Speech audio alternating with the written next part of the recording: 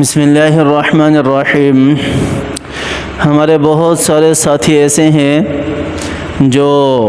نماز کے دوران سجدہ غلط کرتے ہیں، اور بہت سارے ساتھیوں نے ہم سے پوچھا بھی ہے کہ سجدہ کس طرح کرنا چاہیے۔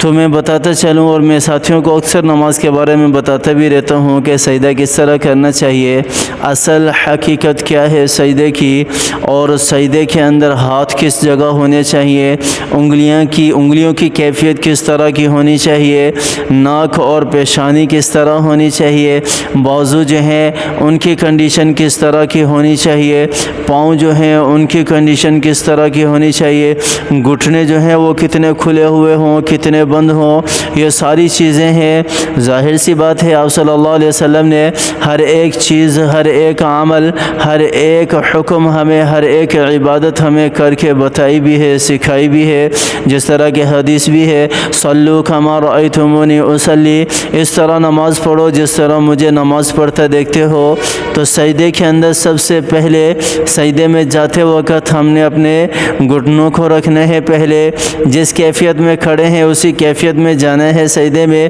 کوئی گھٹنے کھولنے کی ضرورت نہیں ہے۔ اسی طرح گھٹنے پہلے زمین پر رکھیں، اس کے بعد ہاتھ زمین پر رکھیں، ہاتھوں کی انگلیاں اس طرح ملی ہوئی ہوں، انگوٹھے الگ ہوں، یہ انگلیاں اس طرح ملی ہوئی ہوں زمین کے اوپر، اور بالکل یہ جو انگوٹھے ہیں یہ ان کی جو ہے وہ اس کان کی لو کے برابر ہوں، اس طرح یہ کان کی لو کے برابر ہوں، اور پیشانی میں جب سجدہ کر رہے ہوں ہمارا ناک بھی زمین پر ہونا چاہیے، ہمارا ماتھا بھی زمین پر ٹکا ہوا ہونا چاہیے۔ بہت سارے ساتھی ہیں کسی کا ناک اٹھا ہوا ہوتا ہے یا کسی کا ماتھا اٹھا ہوا ہوتا ہے، ایسا نہیں کرنا چاہیے۔ یہ دونوں چیزیں زمین پر ٹکی ہوئی ہونی چاہیے، اور اس کے ساتھ ساتھ ہماری کوہنیاں جو ہیں یہ زمین سے اٹھی ہوئی ہوں۔ اٹھی ہوئی سے مراد اتنا نہیں کہ برابر میں جماعت میں اگر کوئی نماز پڑھ رہا ہے تو ہم اس کو تکلیف پہنچائیں، تکلیف بھی نہیں پہنچانی، اتنی اٹھی ہوئی ہوں کہ کسی دوسرے کو تو ہاں اگر انفرادی طور پر ہے تو پھر آپ اس کو پورا کھول سکتے ہو،